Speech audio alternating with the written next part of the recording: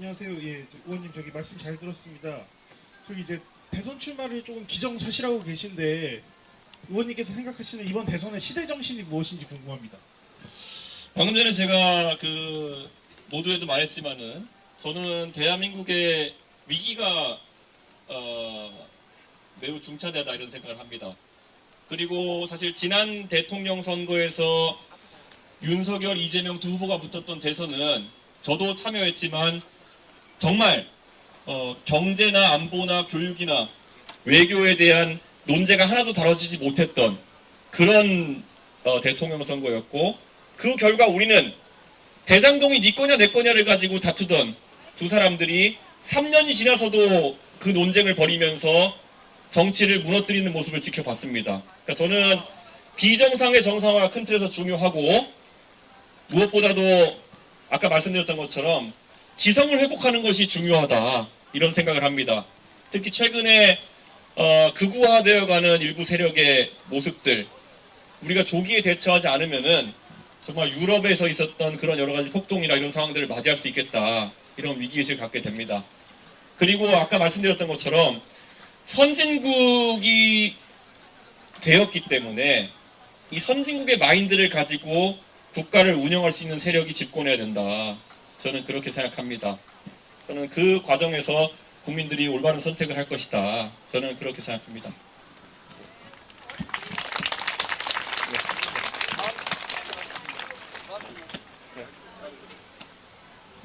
네, 안녕하세요.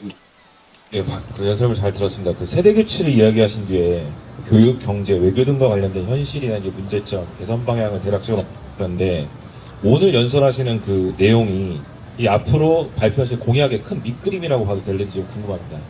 예. 저희가 개혁신당을 창당하고 처음에 공약을 냈을 때 상당히 파격적이면서 논쟁적인 공약들을 냈던 것을 기억하는 분들이 있을 겁니다. 그리고 우리가 그때 지적했던 위기와 미래는 1년이 채 지나지 않아가지고 실제 위협으로 드러나고 있습니다.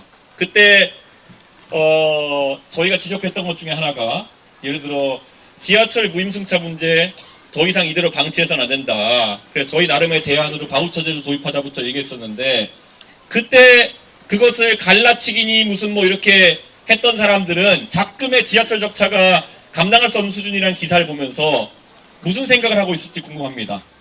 결국에는 그 반대만 하면서 결국에는 무슨 개혁을 얘기해도 갈라치기라고 비판하고 결국에는 파퓰리즘적으로 나갔던 사람들이 미래의 대안이 되지 않는다는 것은 확실하다고 생각합니다. 그래서 마찬가지로 이런 부분에서 굉장히 논쟁적인 이야기들을 공약에 많이 담아낼 계획이다, 이렇게 말씀드리고요.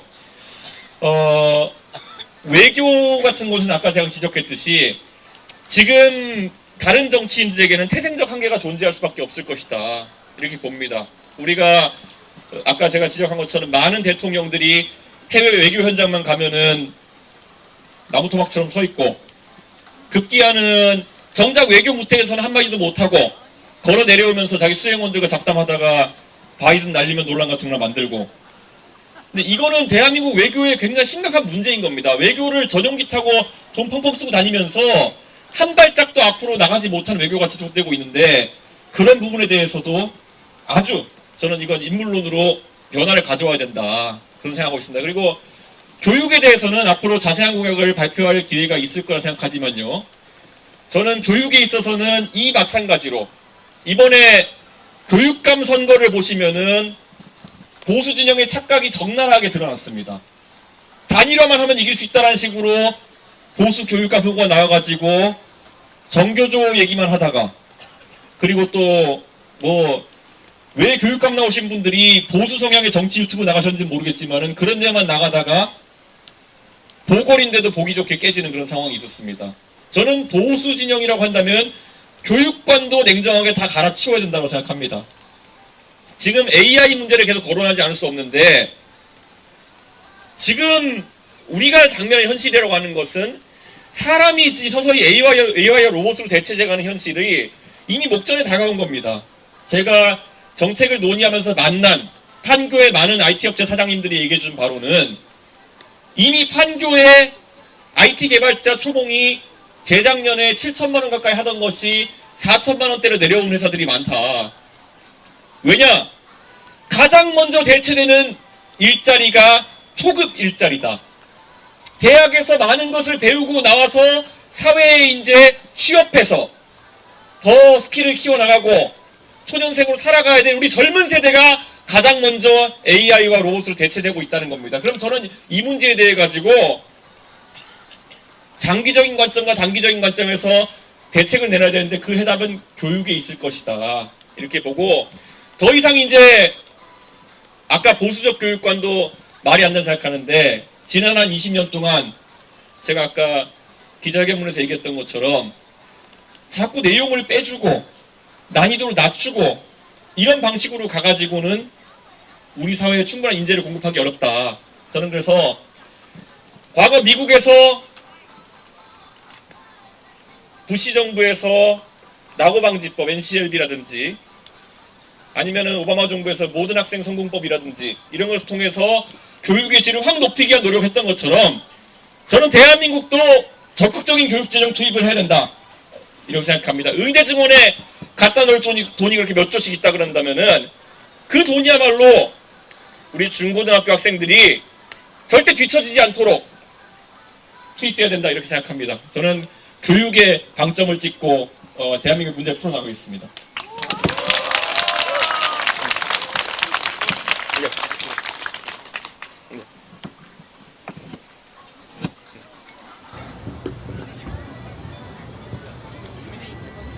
개헌에 대한 말고 다시 한번. 개헌에 대한 네, 방금 전에 개헌에 대한 입장을 이제 얘기해 주셨는데요. 저는 개헌에 있어가지고 이 개헌 논의가 항상 소비되는 방식이 마음에 들지 않습니다. 먼저 개헌을 하자고 하면은 가장 먼저 나오는 것이 대통령제냐 내각제냐 뭐 이런 얘기들로 나올 텐데 저는 윤석열 대통령을 보면서 결국 지도자 개인의 리스크가 굉장히 크다는 생각도 했지만은 사실 어떤 제도 하에서도 저런 빌런은 나타날 수 있는 겁니다. 그래서 그런 리스크를 줄이는 방향으로 권력 분점에 대한 개헌은 단순히 대통령제냐 내각제냐 이상을 넘어선 범위에서 논의돼야 된다. 이렇게 생각하고요.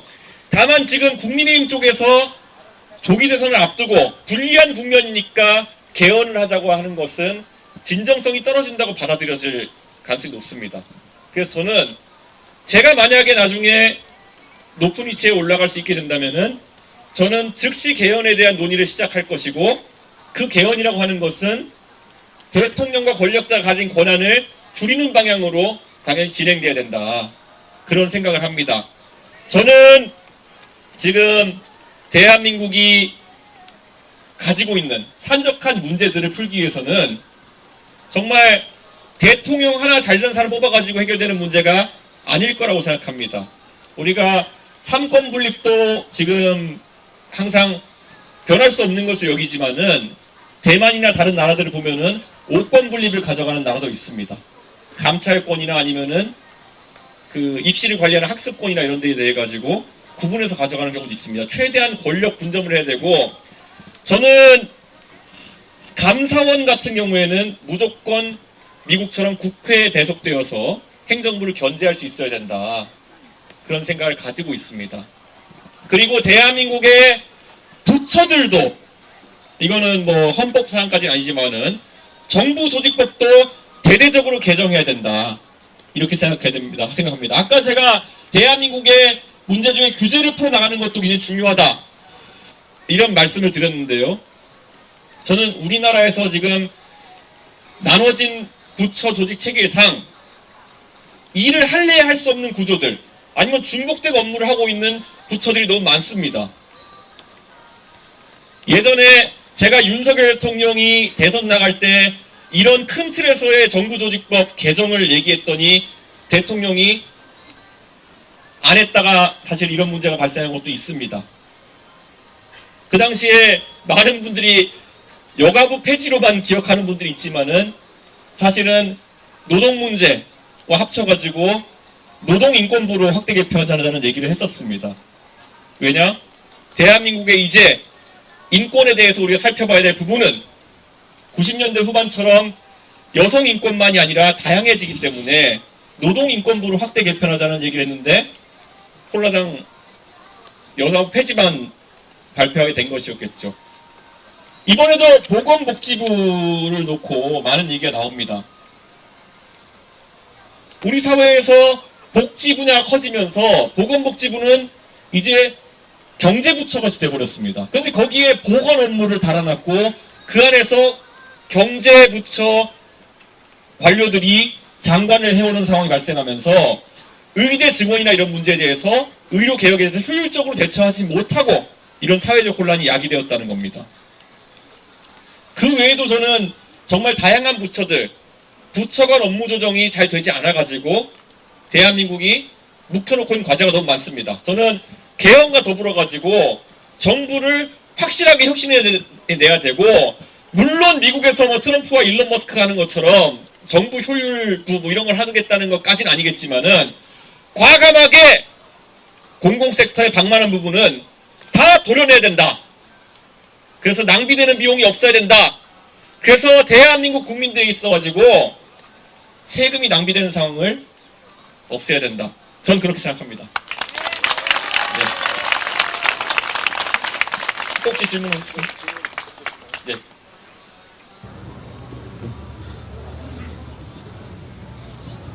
오늘 명시적으로 그래서 대선 출마 선언하시는 건지 우선 궁금하고, 네. 저는 단일화 가능성은 아직 열려 있는 건지도 궁금합니다. 예, 대선이 있다면은 저는 그 안에서 역할을 할 겁니다. 예. 그리고 제가 이렇게 단언코 이야기하는 것은 제가 나이가 올해 이제 40이 되었는데요. 예. 이게 나이가 들어간다는 게 축하받는 일인지는 모르겠습니다만은 그런 생각이 듭니다. 제가 아마 보수 진영을 사랑했던, 보수 진영을 지지했던 많은 분들이 느끼는 비애와 허탈감의 연장선일 수 있겠습니다. 저는 제가 27살에 박근혜 대통령이 저에게 정치를 하라고 제안했을 때 그저 가지고 있던 꿈은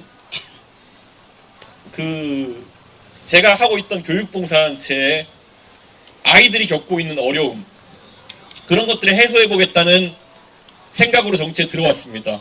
그래서 박근혜 대통령을 당선시키고 나서도, 윤석열 대통령을 당선시키는 데 일조하고 나서도 그런 문제를 푸는 공간이 저에게 주어지리라는 기대를 너무나도 하고 있었습니다.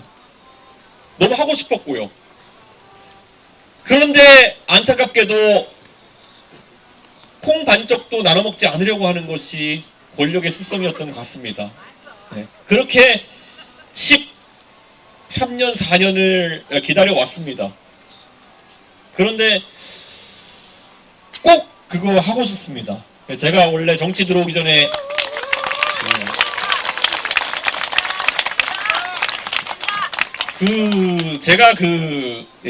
왜 이 얘기할 때마다 제가 이제 욱하는지 모르겠는데요. 아까 제가 기조 발언할 때 그 말이 진실이었을 겁니다. 제가 동탄에서 이거 많이 외치고 다녔었는데요.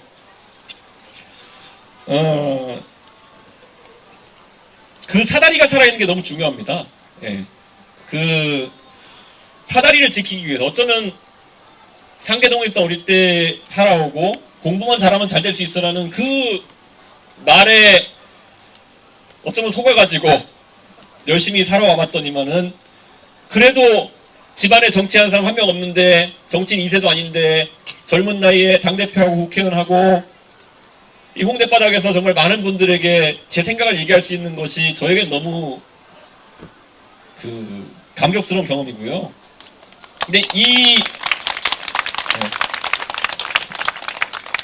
이 경험이 작게는 제가 항상 선거 때 동탄의 아이들, 상계동의 아이들, 넘어가준 대한민국의 모든 사람들한테 현실적인 그런 지향점이었으면 좋겠습니다. 그래서 근데 다른 사람한테 이거 얘기해도 실현 안 되더라고요. 제가 다른 사람 선거 아무리 도와도 실현이 안 되더라고요. 그래서 단일화 얘기하시는 분들이 있다면요, 솔직히 지금 그 자리에 도전하신 분들 제가 모르는 사람 없을 겁니다. 예. 그런데 다들 저와는 관심사가 너무 다르세요. 예. 저랑 너무 관심사가 달라가지고요. 예. 그리고 제가 사기도 당해봐가지고요. 저는 당대표 하면은, 이제 드디어 그런 것들을 할 수 있겠구나를 생각했는데요. 그 콩반쪽도 못 나눠먹는 그 졸렬한 사람 하나 때문에 제가 사람을 믿기가 힘들 것 같아요. 특히 이런 중차대한 일에서는. 그래서 저는 이런 것들을 내세운 후보가 있는지 한번 살펴볼 텐데요. 지금까지 부정선거론 외에 뭐가 나와 있나요? 네. 지금까지 저는 저와 비슷한 지향점을 가진 사람을 발견하지 못했고, 다 그분들은 아는 분들이지만 나이 60 넘어가지고 갑자기 생각이 바뀔 것 같지도 않고, 그래서 저는 간다면 끝까지 갑니다.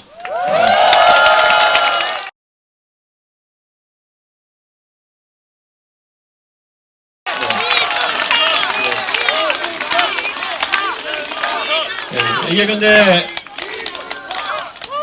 제 경험상 이 길이 가는데 기름도 많이 먹고 가는 길에 주유소 많이 들려야 되고 하는데, 예. 가다가 만약 기름 떨어지면은 뛰어서라도 가겠습니다. 예.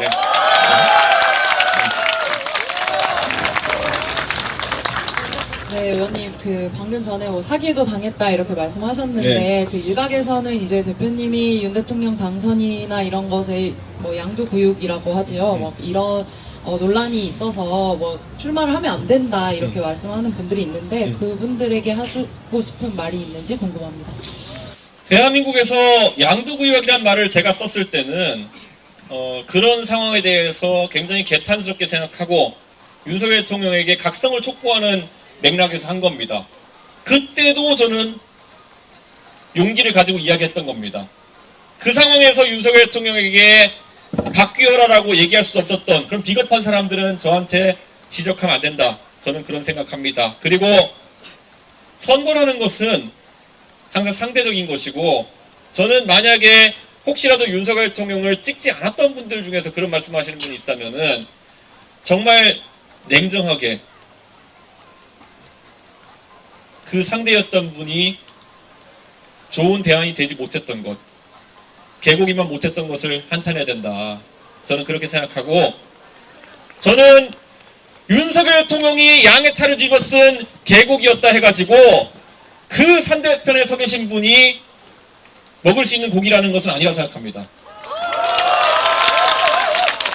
저는 그래서 사람을 항상 발전하고 확단할 수는 없지만은, 만약에 지금 탄핵의 분위기 속에서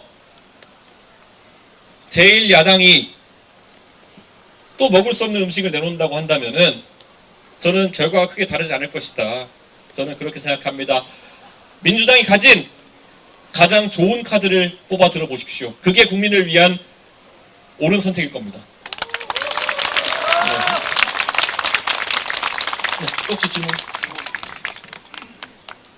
질문? 예.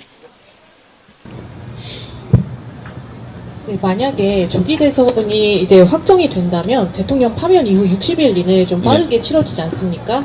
그런데 개혁신당만 놓고 봤을 때는 아직 뭐 지지율이나 이런 게 좀 크게 개선은 안 된 것 같아서 그 안에 좀 지지층을 확 끌어당길 그런 보관을 갖고 계신지 궁금합니다. 저는 이렇게 생각합니다. 우리는 요행을 바라는 조직이 아닙니다. 예. 개혁신당이 걸어온 역사라고 하는 것은 모든 사람들의 불강하다는 평가, 그 종편에 나와서 평론하는 평론가분들이 얼마나 정치를 잘 이해하고 계신 분들인지 모르겠지만은 모든 사람이 안 된다고 지적한 상황에서 해낸 것들이 한두 가지가 아니라고 생각합니다. 처음에 어떤 사람들은 나와서 이준석이 과연 창당이나 낼 수 있겠느냐, 여기 계신 분들이 주역이었지만은 당당하게 해냈습니다. 그것도 저는 여느 사람들이 창당하는 것처럼 브로커나 아니면은 당원 명부 사서하지 않았습니다. 저희는 정정당당하게 했고, 그 과정 속에서 지역구와 비례대표 당선자까지 배출하는 그런 정정당당한 선거를 했습니다.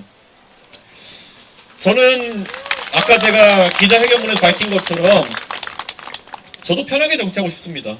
예, 저도 때로는 덩어리즘에 의지해보고 싶기도 하고 편하게 정치하고 싶기도 합니다. 그런데요, 그렇게 그렇게 해서 마음 편할 것 같지가 않습니다. 예. 그 덩어리즘에 의존해가지고 선거를 치른다는 것이 무엇을 의미하는 것인지 너무 잘 아는 사람 입장에서는 잘 된다 하더라도 그렇게 하고 싶지 않은 게 제 생각이고요. 아마 지금 저희를 바라보면서 하는 많은 의구심과 그리고 비판의 지점들, 어쩌면 저 개인으로서도 당대표 하겠다 그랬을 때 들었던 비아냥이기도 하고요. 예. 뭐 참가의 의의를 두는 것이냐 이렇게 물어본 사람들이 굉장히 많았죠. 그때 좀 답했습니다. 최고위원까지 많이 해봤는데 당대표 되려고 하는 거지 왜 내가 참가의 의의를 두고 당대표 선거에 뛰겠느냐. 그걸 증명하는 데는 3주가 채 걸리지 않았습니다. 동탄에 나갈 때 젖자 쌓으려 나가는 거냐고 물은 사람 많았습니다. 네. 아니죠. 이기려고 나가는 거죠. 라고 얘기했습니다. 지금도 저는 당당하게 얘기한다면은 이길 각을 보고 갑니다. 그래서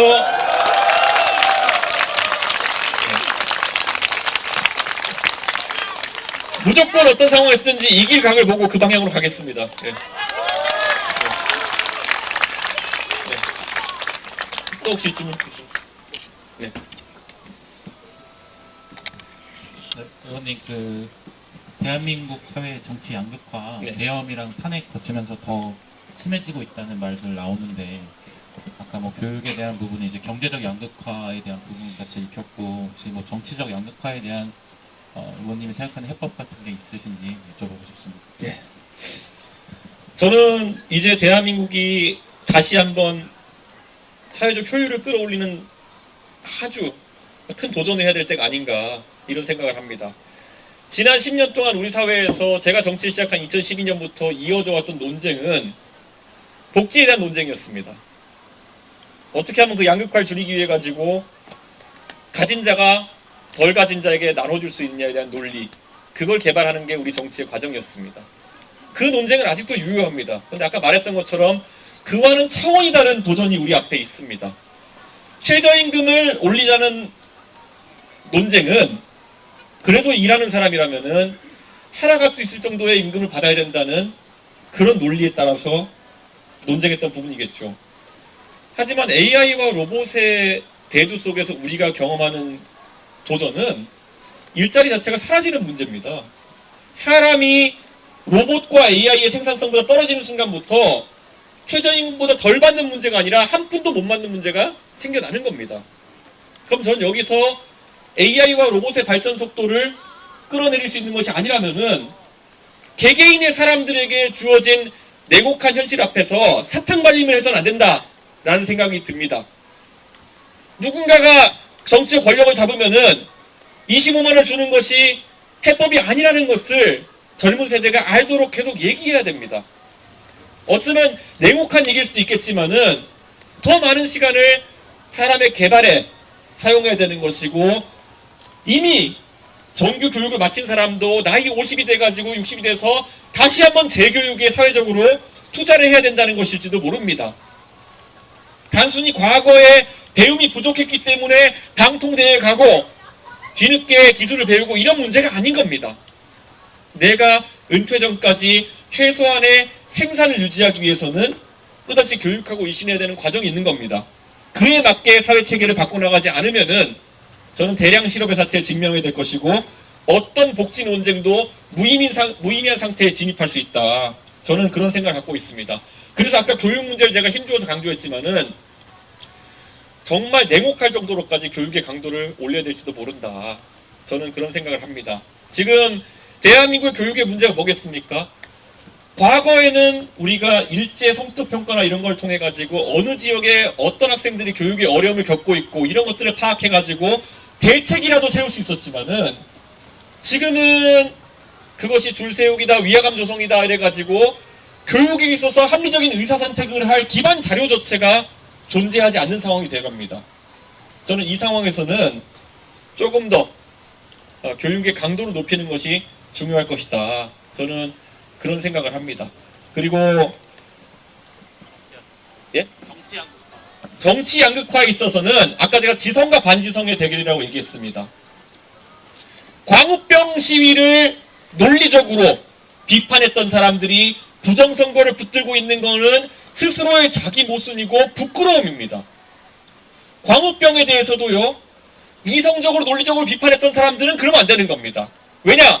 광우병에 대해서는요, 이성적으로 논리적으로 비판하는 사람도 있었지만은 내 가족의 먹거리의 문제이기 때문에 더 감성적으로 민감하게 반응했던 분들도 있습니다.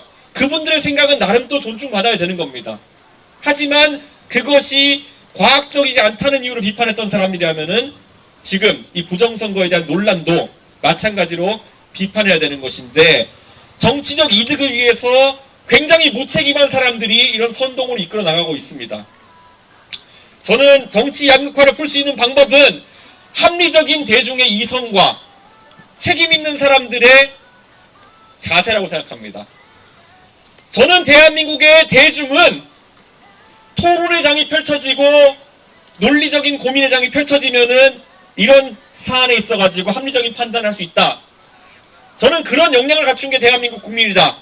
이렇게 생각합니다. 그런데 이렇게 음모론이 판을 치고 선동이 갈수록 격화되는 이유는 책임 있는 지도자여야 할 정치 지도자들, 그리고 이름이 알려진 셀럽들이 오히려 그런 토론회장에 나서는 것을 주저하고 도망다니고 있기 때문이다. 저는 이렇게 생각합니다. 다시 한번 저는 이 자리에서 부정선거론을 그렇게 강하게 주장할 거면은 황교안 대표, 민경욱 의원, 요즘 유명세를 타고 있는 전환기 씨, 이런 분들 모두 토론의 장에 응해야 된다. 이런 생각을 합니다.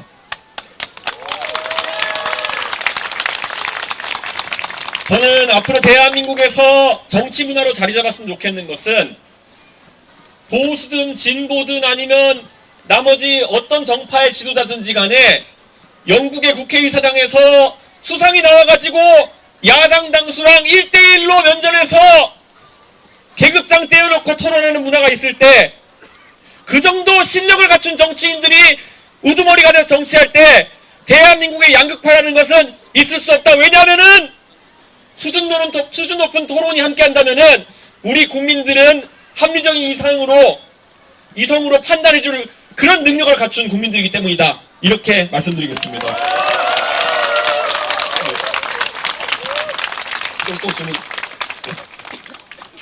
네. 네.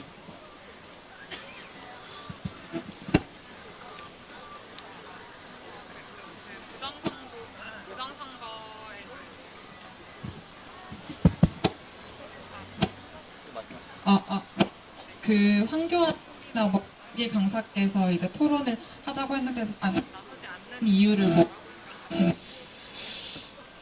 황교안 대표가 토론에 응하지 않는 이유를, 아니면 전환기 씨가 토론에 응하지 않는 이유는 다 알지 않습니까?